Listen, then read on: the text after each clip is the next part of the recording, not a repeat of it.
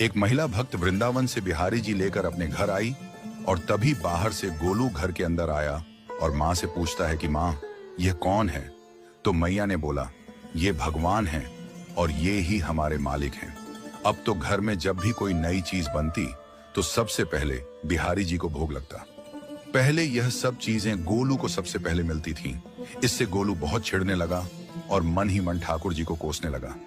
एक दिन गोलू की माँ काम पर जाते समय बोली, गोलू, यमुना जी से मटके में जल भर कर लाना। जब गोलू पानी भरने के लिए जाने लगा तो जाते जाते बिहारी जी को कहने लगा, खाने के लिए तो सबसे पहले तैयार रहते हो, लेकिन काम तो मुझे ही करना पड़ता है। अगर यहाँ रहना है तो काम करो। कहकर गोलू यमुना जी से जल भरने के लिए चल पड़ा। गोलू जब यमुना जी में जल भरने लगा तो उसने देखा कि यमुना जी के अंदर बिहारी जी विराजमान हैं और कह रहे हैं, ला गोलू, घड़ा हम भर देते हैं। गोलू उनको देखकर हैरान हो गया और बोला, नहीं नहीं, मैं अपने आप भर लूंगा।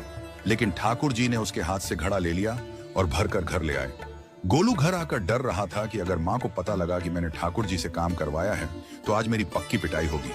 माँ ने घर आकर बिहारी जी को गीले कपड़ों में देखा तो एकदम से हैरान हो गई और कहने लगी कि गोलू, ये जरूर तेरी शरारत है, जरूर तूने ही इन पर जल डाला है। गोलू ने अपनी माँ को समझाने का बहुत प्रयास किया, लेकिन माँ ने उसको डांट कर चुप करा दिया और ठाकुर जी के भीगे हुए वस्त्रों को बदलने लगी। अगले दिन जब माँ ने गोलू को अनाज पिसवाने का काम दिया तो बिहारी जी फिर अनाज का कनस्तर ले आए और माँ को ठाकुर जी के वस्त्रों के ऊपर सूखा आटा पड़ा मिला। तो माँ ने फिर गोलू को डांटा कि तुझे पता नहीं कि ये हमारे भगवान हैं और तू भगवान के साथ शरारत करता है। आज तूने फिर इनके ऊपर आटा फेंका है। तो गोलू शपथ लेकर कहने लगा, नहीं माँ, मैंने कोई शरारत नहीं करी है। ये तो मेरे हाथ से गेहूं का कनस्तर लेकर खुद पिसवा कर आए हैं। गोलू की माँ आज बहुत गुस्सा हुई। अगले दिन फिर माँ बोली, बेटा गोलू, आज तुम्हारे बाबा बाहर गांव से वापस लौट आएंगे। बस आज का ही काम है, तुम जंगल से थोड़ी लकड़ियां ले आना। गोलू फिर डर गया, कहीं ठाकुर जी फिर मेरे पीछे ना आ जाएं। गोलू ने माँ को बोला कि मैं चला तो जाऊंगा, लेकिन बिहारी जी को समझा लो, वो मेरे पीछे ना आए।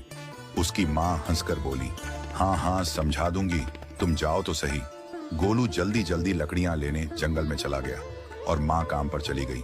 लेकिन उस दिन माँ काम से जल्दी वापस आ गई और देखा बिहारी जी अपनी चौकी पर विराजमान नहीं है। वह तो एकदम से घबरा गई कि कहीं गोलू की शरारत तो नहीं। वह भागी भागी जंगल की तरफ गई।